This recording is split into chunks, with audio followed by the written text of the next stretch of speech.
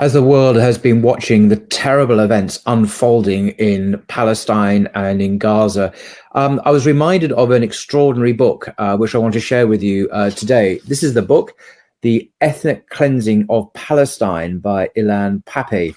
And I wanted just to share some words from this book. This book is so important and so timely that we understand the historical evidence marshaled in this book and the origins, the deep origins of the current conflict. So on the back cover of this book, we read this very brief summary. It says, the 1948 Israeli War of Independence involved one of the largest forced migrations in modern history. Around 1 million people were expelled from their homes at gunpoint. Civilians were massacred and hundreds of Palestinian villages were destroyed.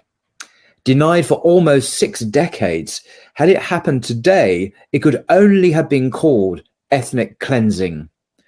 In this groundbreaking book, renowned Israeli historian Ilan Pappe offers impressive archival evidence to demonstrate that from its very inception, a central plank in Israel's founding ideology was the forcible removal of the indigenous population, a strategy that continues to the present day.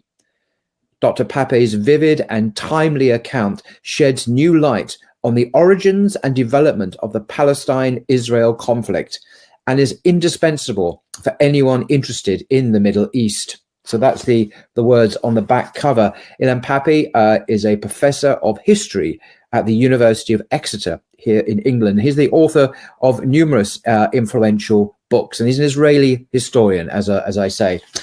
Now, in this book, The Ethnic Cleansing of Palestine, I just want to read from the preface, the very first chapter of the book, which really sets the scene. This is very distressing reading, but it's based on archival evidence, documentary evidence, which he meticulously notes at the back of the book. All his points and assertions are referenced with evidence.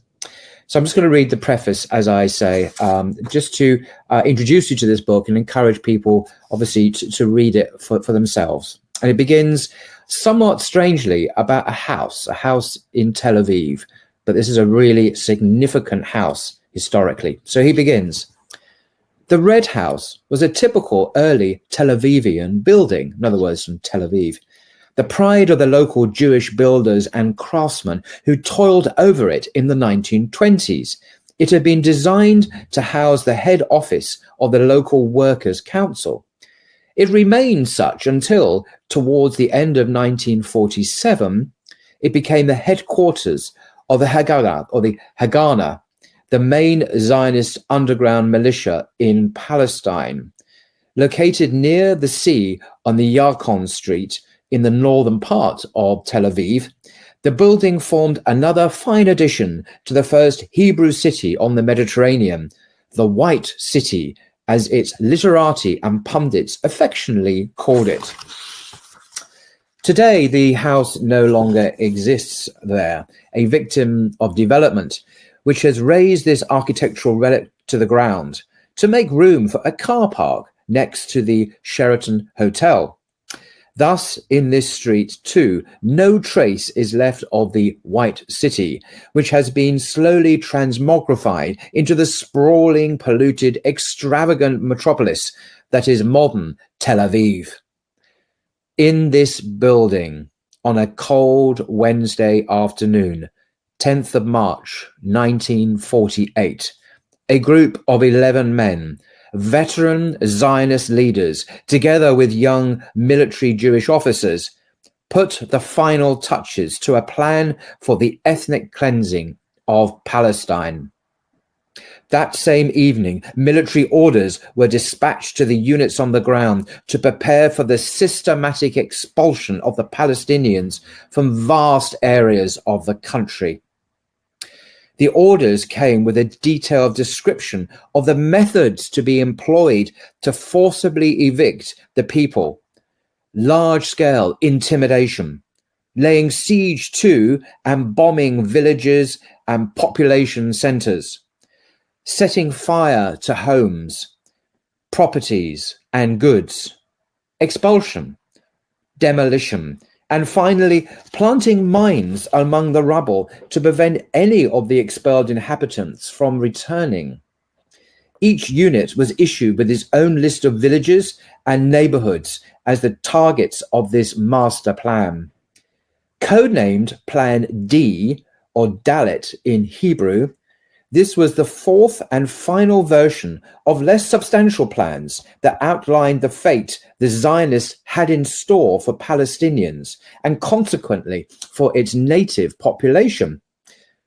The previous three schemes had articulated only obscurely how the Zionist leadership contemplated dealing with the presence of so many Palestinians living in the land the Jewish national movement coveted as its own.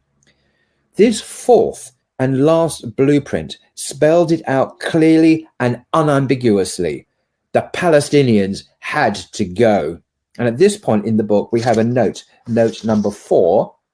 And I just want to read the note to you because this is a meticulously researched book by a leading historian. Number 4, the documents from this meeting are summarized in the IDF archives, CHQ/Operations Branch, 10th of March, 1948, file 922/75/795, and in the Haganah archives, 73/94. And there's further notes and documentary evidence for this meeting in this note number 4. He continues, in the words of one of the first historians to note the significance of that plan, Shimka Flapan wrote, the military campaign against the Arabs, including the conquest and destruction of the rural areas, was set forth in the Haganah's Plan Dalet. This is the aforementioned Plan D. The aim of the plan was, in fact, the destruction of both the rural and urban areas of Palestine. As the first chapters of this book will attempt to show, this plan was both the inevitable product of the Zionist ideological impulse to have an exclusively Jewish presence in Palestine and a response to developments on the ground once the British cabinet had decided to end the mandate, because the British were in control, of course, of that area at that time. Clashes with local Palestinian militias provided the perfect context and pretext for implementing the ideological vision of an ethnically cleansed Palestine.